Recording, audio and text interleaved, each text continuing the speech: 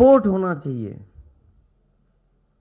Support के लिए, उनके रिस्पेक्ट के लिए और सोशल सिक्योरिटी के लिए समाजवादी पार्टी ने फैसला लिया है कि पुरानी पेंशन व्यवस्था की बहाली होगी जब समाजवादी सरकार उत्तर प्रदेश में बनेगी। हालांकि मैं पढ़ना चाहूं तो पूरा पढ़ भी सकता हूं, लेकिन हमारे पुरानी पेंशन व्यवस्था की बहाली के लिए घोषणा पत्र में हम लोग समाजवादी लोग शामिल करने जा रहे हैं। उत्तर प्रदेश के सरकारी सेवा में नियुक्त शिक्षक, कर्मचारी एवं अधिकारियों को सेवानिवृत्त होने पर जीवन यापन के लिए मासिक पेंशन दी जाती थी। इससे सेवानिवृत्त कर्मचारियों को आर्थिक सुरक्षा प्रदान होती थी। केंद्र में भारतीय जनता पार्टी की सरकार द्वारा वर्ष 2004 में नियमावली बनाई, जिसके आधार पर अप्रैल 2005 के बाद नियुक्त शिक्षक और कर्मचारी की मासिक पेंशन की योजना समाप्त की गई और नई पेंशन योजना लागू की गई, जिससे सेवानिवृत्त कर्मचारी एवं शिक्षक को सेवानिवृत्त होने पर एकमुश्त धनराशि प्रदान की जा रही है। इसके लिए 10% धनराशि कर्मचारी देता है और 14% सरकार देती है और इस पैसे को शेयर मार्केट में लगाया जाता है, जिससे इस व्यवस्था की विश्वसनीयता पर प्रश्न लगता है। मुझसे लगातार तमाम कर्मचारी और शिक्षक संगठन मिले और जिसमें हमारी बाईं तरफ बैठे हुए हैं, लगातार लड़ते रहे, बैठे, न जाने कितनी बार हमारी बैठकें हुई।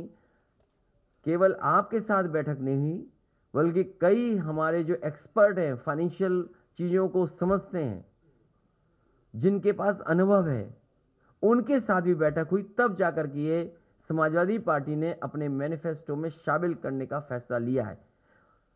मुझसे लगातार तमाम कर्मचारी और शिक्षक संगठन मिले और उन्होंने पूर्व की भांति पुरानी पेंशन योजना लागू करने की मांग करी।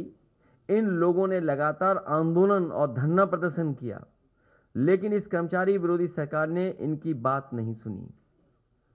कमेटी भी बनाई, आश्वासन भी दिया, लेकिन इनकी बात इस सरकार भारतीय जनता पार्टी ने नहीं सुनी।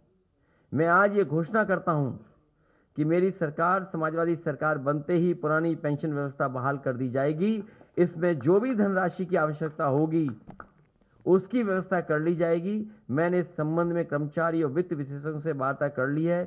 एक कॉर्पस बना करके इस धनराशि की व्यवस्था करने के लिए हम सक्षम हैं। संतुष्ट हैं आप लोग? तो आने वाले समय में ये सरकार शुरू नहीं कर पाई है, पुनः कर्मचारियों के लिए कैशलेस स्कीम जो समाजवादी सरकार में शुरू गई थी, पुनः शुरू होगी। वो तो कंप्लीट है, आपकी तरफ से कंप्लीट है। इस सरकार ने लागू नहीं होने दिया उसको, खाली उसका नाम भी पंडित दीनदयाल उपाध्याय रख दिया था और उसको भी नहीं होने दिया। हमारी सरकार ने कर्मचारियों के लिए कैशलेस इलाज के लिए व्यवस्था की थी, जिसे सरकार ने लागू नहीं किया। वित्त विहीन शिक्षकों को हम सम्मानजनक मानदेय की सहायता अतिरिक्त रूप से प्रदान करेंगे। समस्त तृतीय और चतुर्थ श्रेणी के कर्मचारियों को जहां तक संभव हो सकेगा गृह जनपद, उसके निकट के जनपदों में तैनाती कराने का फैसला लिया जाएगा।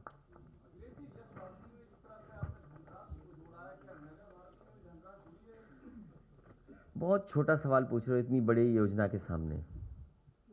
सबसे बड़ा फैसला समाजवादी पार्टी का जो घोषणा पत्र में शामिल होने जा रहा है, पुरानी पेंशन योजना को बहाल किया जाएगा। बहुत बड़ा फैसला है। 2005 से पूर्व कर्मचारियों को मिलने वाली पुरानी पेंशन व्यवस्था लागू की जाएगी।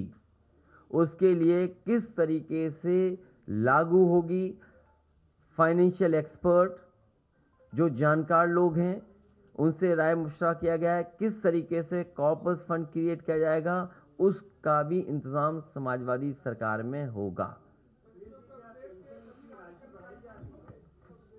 फिलहाल इसी पे हमें काम कर लेने दो।